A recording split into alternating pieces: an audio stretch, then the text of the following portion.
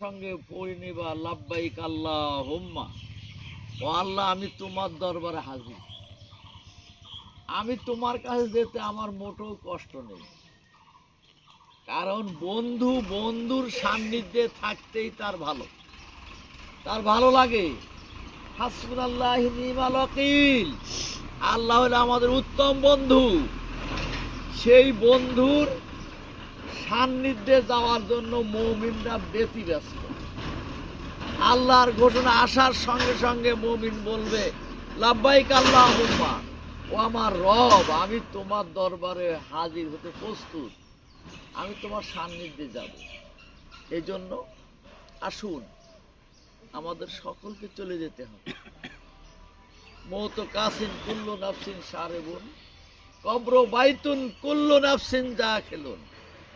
প্রত্যেকটি প্রাণীর মৃত্যু স্বাদ গ্রহণ করতে হবে, আর এই মানুষকে কবরে চলে যেতে হবে।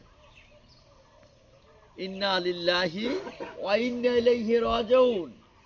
যে রবের নিকট থেকে এই পৃথিবীতে আমরা এসেছি, সে রবের নিকট আবার হাজিরা দিতে হবে। কবি আল্লামা ইকবাল বলছেন, কাগজ কাট কর ঘুড়ি বানা কর, ওড়দে ঘুড়ি আকাশ মে, এধার যাও ওধার যাও নাটাই মেরা হাত। কাগজ কেটে ঘুড়ি বানায়, যদি কারো ঘুড়ি উড়াতে মনে চায়, ঘুড়ি সুতা লাগিয়ে আকাশে উড়িয়ে দেয়, ঘুড়ি মনে করে যে আর ধরা দেব না। মনের সাথে কালো মেঘ ছড়িয়ে কোথায় চলে যেতে চায়, আর ধরা দেব না। রব্বুল আলামিন প্রতিটি বান্দাকে এইভাবে পৃথিবীতে ছেড়ে দিয়েছেন, বিধিবিধান দিয়ে দিয়েছেন, এরই আলোকে তুমি চলো। যখন তোমাকে দুনিয়ায় রাখার স্বাদ আমার মিটে যাবে, তখন আমি নাটাইটা গুটিয়ে হাতে নিয়ে নেব। এই জন্য আমাদেরকে সদা সর্বদাই মুসলমান হিসাবে জীবন যাপন করতে হবে, যাতে করে আমরা আল্লাহর সান্নিধ্য লাভ করতে পারি, আল্লাহর কাছে আমরা ফিরে যেতে পারি। কবরে গিয়ে আমাদের যখন জিজ্ঞাসা করা হবে মান রব্বুকা, তোমার রব কে, রাদিতু বিল্লাহি রব্বা, মুমিনের জবাব হবে আমি আমার রবের প্রতি সন্তুষ্ট। অবিল ইসলাম দীনা,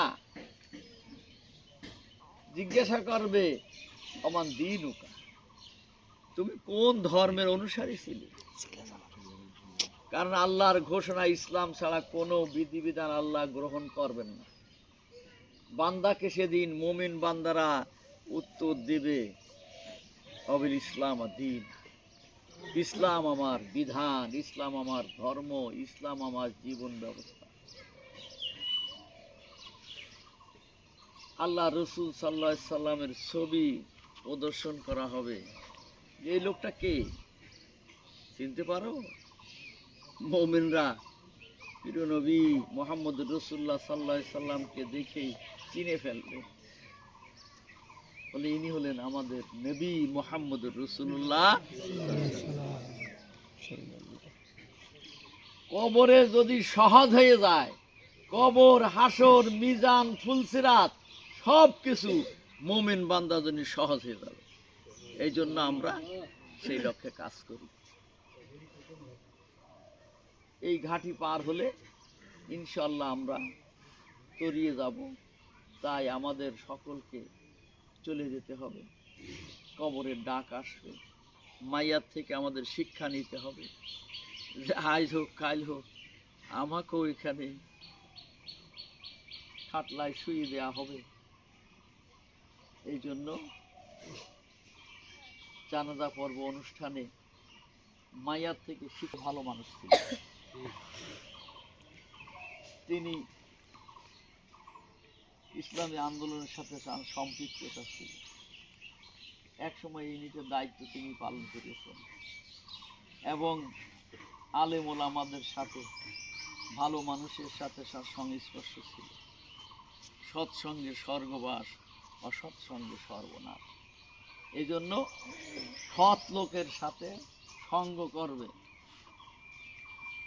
আল্লাহ রাব্বুল আলামিন আল্লাহর ফেরেশতারা যখন বলবে রব্বুল আলামিন তোমার এই বান্দার আমল খুব সুন্দর, একটু শর্ট পড়ে যাচ্ছে, জান্নাত দেওয়া শর্ট পড়ে যাচ্ছে, আল্লাহ বলবেন আমার বান্দা ভালো মানুষ বেরিয়েছে, ভালো মানুষকে সম্মান করেছে।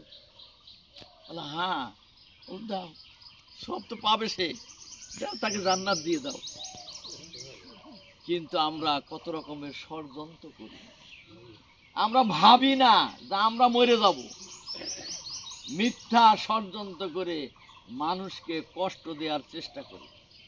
আর বর্তমান সমাজ ব্যবস্থায় আলেম ওলামাদের যত কষ্ট দিতে পারে মানুষ তত শান্তিতে থাকে, মানুষ তত আনন্দ পায়।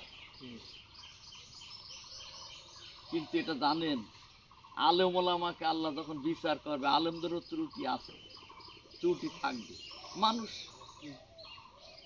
পর্দা লাগিয়ে বিচার করবে। বলো তুই জানিস বুঝিস ভুল করলি কেন? মানুষের সাথে দুনিয়া আল্লাহ কাল কিয়ামতের ময়দানে আলেমদের লাঞ্ছিত অপমানিত করবেন না, কিন্তু এ দুনিয়ার মানুষ আলেমদের লাঞ্ছিত করলে আনন্দ পায়।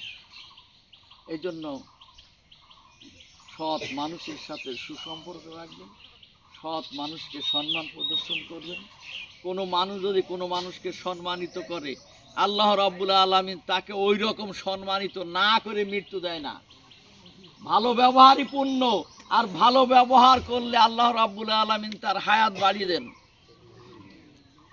আর যদি অপমানিত লাঞ্ছিত করেন, আপনাকেও আল্লাহ ওই রকম অপমানিত লাঞ্ছিত না করে মৃত্যু দেবেন না। যারা মানুষ জবাই করিয়েছে তারা আরেকজন জবাই করিয়েছে, আমাদের চোখে দেখা না, এইভাবে ওরা জবাই হয়ে শেষ হয়ে গিয়েছে, আল্লাহ দেখিয়ে দিয়েছে। এই জন্য আসুন, আমি আর কথা বাড়াচ্ছি না, এখানে আমার আব্দুল করিম ভাইয়ের ভাই আছে।